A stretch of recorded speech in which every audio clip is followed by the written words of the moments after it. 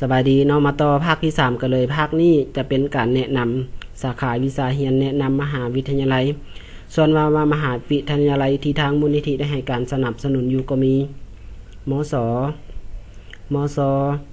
มหาวิทยาลัยวิทยาศาสตร์สุขภาพมขและมจอันนี้คือ5มหาวิทยาลัยที่ทางมูลนิธิได้ให้การสนับสนุนอยู่ส่วนว่าการเลือกมหาวิทยาลัย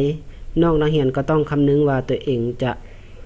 สามารถไปสอบเสียงได้บ่ตัวเองมีเงินเพียงพอบ่ที่จะไปสอบเสียงมหาวิทยาลัยที่ตัวเองเลือกไว้อันนี้ก็สำคัญเนาะส่วนคณะและสาขาวิชาก็ต้องเลือกในคณะสาขาวิชาที่ตัวเองเลือก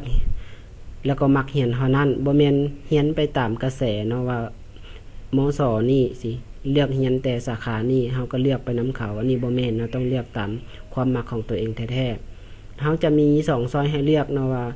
สาขาที่2น้องมักเรียนอยู่มหาวิทยาลัยใดคณะใดเนาะอันนี้ก็เขียนใส่ส่วนว่าน้องนักเรียนคนใดที่บ่ฮู้ว่าตัวเองจะเรียนสาขาวิชาใดดีก็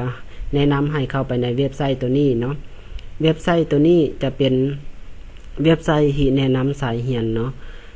น้องนักเรียนอยากฮู้ว่าบริหารการค้าสิมันเรียนเกี่ยวกับหยังแล้วจบไปแล้วไปเฮ็ดเวียกอยู่ไสเข้าไปอ่านได้เลยเนาะแล้วการกะเกียมโตไปสอบเสียงเข้าบริหารการค้าเฮาต้องเกียมสาขาวิชาใดแดอันนี้ก็มีบอกอยู่ในนี้หมดเนาะอันนี้คือการแนะนำสายเรียนเนาะในคลิปต่อไปเนาะเฮาจะมาอธิบายวิธีการเขียนบทความขอขอบใจ